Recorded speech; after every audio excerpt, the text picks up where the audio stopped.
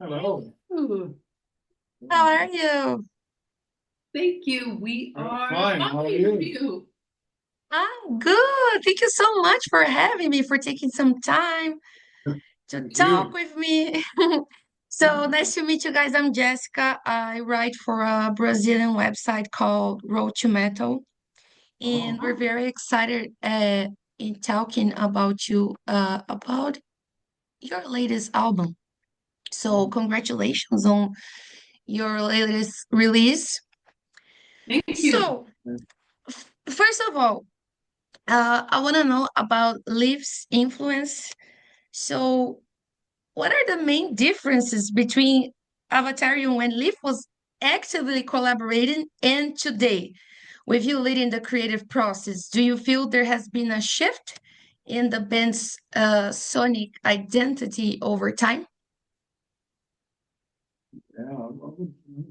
I would say that, of course, it becomes different when we write the music instead of Leif. So even though it's still in the tradition, but it's supposed to be music is supposed to sound, to have some kind of personal touch, from the ones who write the music. So I really hope it's a difference.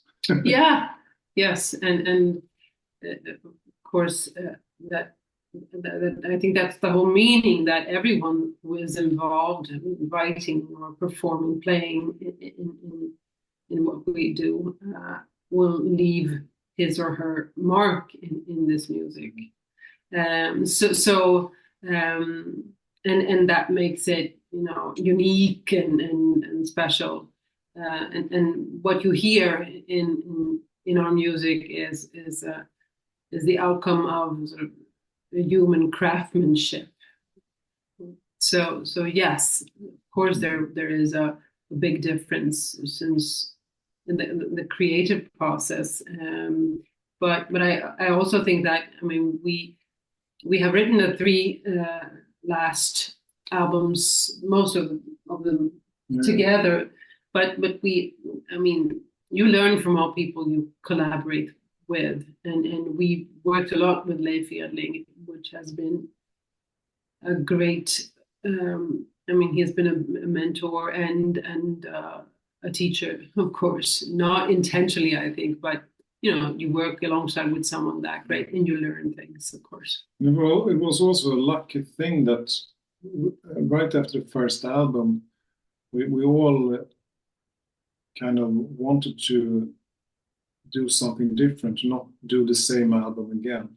So the band kind of, that's how the band evolved. That we, the second album and the third album is the first three albums are quite different how they sound, and that became also a part of our identity, that we always try to explore things and try new things and new sounds and new inspirations. So that's also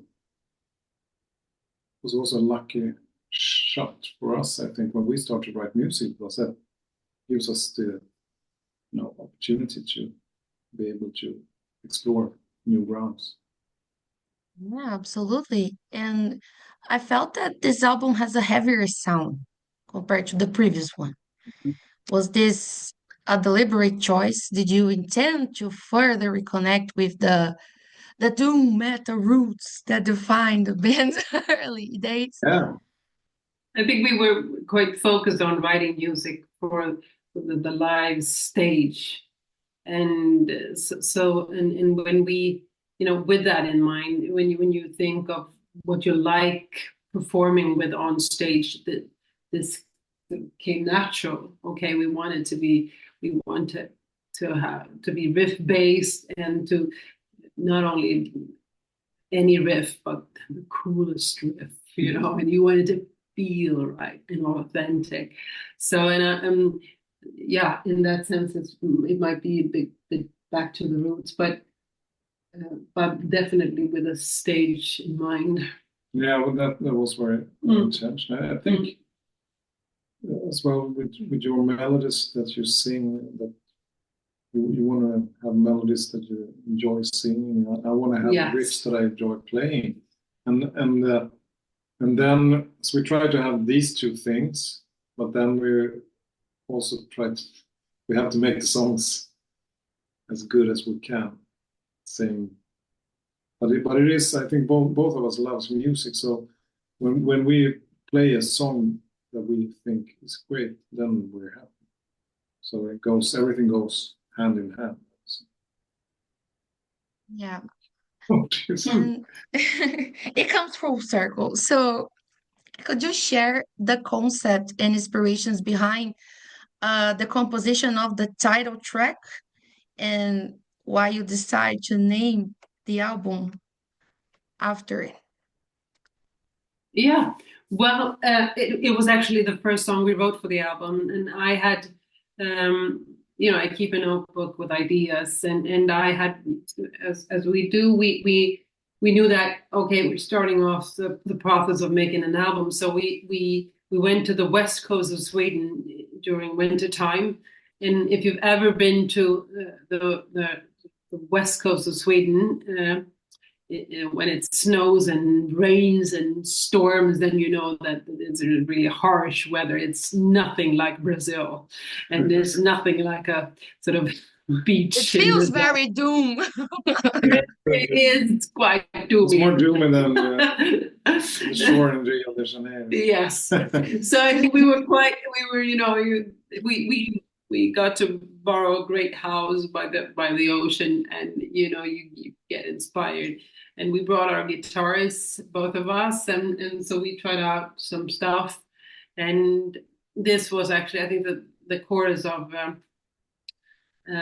Between You, God, the Devil, and the Dead was the first thing we wrote there. And then we just thought, we like this. This is, and we sort of let it rest for quite a long time. And we picked it up again, and we finished it as the last song of the album. But we knew that we liked it as a title. So it sort of really tied the whole thing together, I think. And the theme of the song is sort of dealing with the question: is there a necessity of keeping secrets, and why do we? And the idea of the necessity is many times it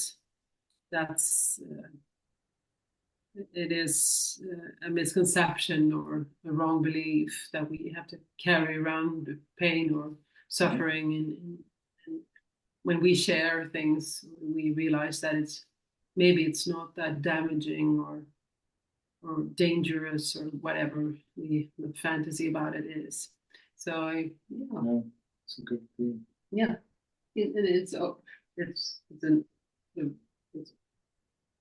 it will always occupy us. That's a good answer. Thank you. So, and you were talking about how things come up and how you write your music and the riff you like to play and how the melody sound. Do you identify with any specific style or subgenre, or you leave that to the audience? That's a good question. I think once again, for me as a musician, it's I want to play music that I enjoy to play, and that has to do with how the music is made and arranged, but it also has to do with how it sounds. What kind of, I'm a guitar player, what kind of guitar sounds I use. I need to have some dynamic in the sounds because I love the blues, I love old rock and roll, I love the 60s and 70s music and acoustic stuff, so these kind of sounds inspires me when I play my instrument. a loud amp, but with a lot of dynamics, so to speak. So that I would say is important to me. And that's kind of the clothes we put on the music. That's, you know, the sound, to say, you know, how we dress the music. But the style, I don't know, you know, it's, you know, we have these three keywords. We have, when we started, we said the music should be dark, heavy, and poetic. And that's how it should sound. That's how it should feel, you know, the music. And as long as we have that, then we can go any direction. But we always want to have these three elements in the music, I would say. And I mean, after 5 or 6 records, when we start writing music together, it just happens quite organically or naturally. We write for Avatarium. We are so, you know, familiar with or comfortable with the sound landscape that we write for or produce the music within. But for me, you know, I've never been occupied with genres or stronger labels. I actually don't care. I know that others do and find it very important to classify or categorize things, but you know, there's, You know, a good song is a good song, and a not so good song is a not so good song. We listen to so much music, you know, at home. Yeah. We listen to, you know, yesterday me and a kid, we listened to Symphony of Beethoven's Symphony 5, and this morning we listened to Mark Knopfler. Some other day we listened to Dio, you know, Sex Pistols, whatever, Neil Young. You know, there's so much music. We love music, and we find artists that we love in different genres. You know, it can be 50s rock and roll or you know, Miles Davis or whatever. So we really, I think we don't think so much in genres actually. But you know, music creates moods. So for some days you want to hear something bombastic and very violent, and the next day you want to hear something smooth. And it's different music for different occasions. So, but do you feel like there's no concern about maintaining the band's original identity No, in a specific I niche? don't. Like, No. I don't have any concern about that.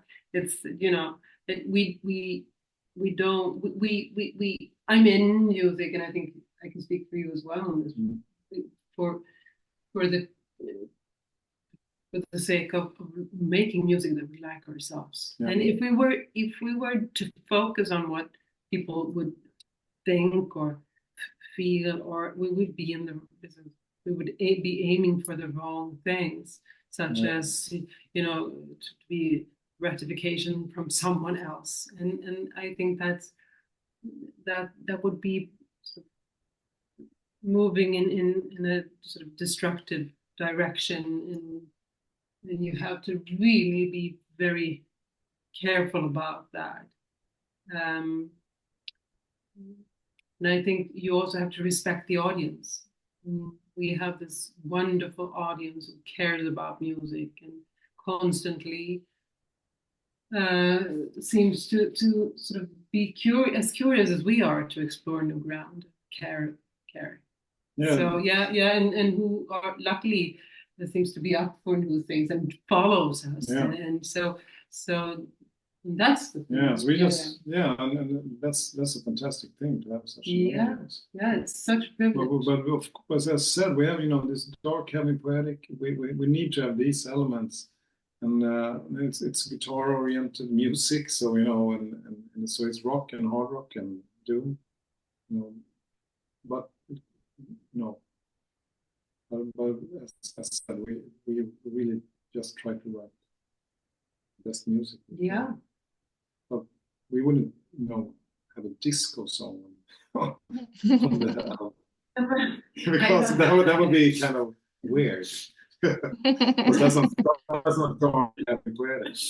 Well, I'm sure there are some dark disco songs. I don't know that much about the disco genre, so we have maybe we have to explore that. Yeah. No, so Yeah. But we like dramatic. Yeah, I mentioned like Beethoven. I mentioned other things. A lot of the stuff I like is quite dramatic. Yeah. Of course. So. And do you feel that your musical references have changed since the band's inception, since when you first started? You're thinking of what we're listening to back home, or what we bring into when we write, or I don't think it's that of a big difference. Of course we find new music, but the basis, and it began. Leif Edling started. He's the biggest Black Sabbath fan in the universe. There's no one who knows so much about Black Sabbath as Leif does. And, I can see the reference in the songs and in the early albums. Yeah. And that's I also always come back to Black Sabbath, actually, of course, to me. And it's I listen a lot to the Black Sabbath album.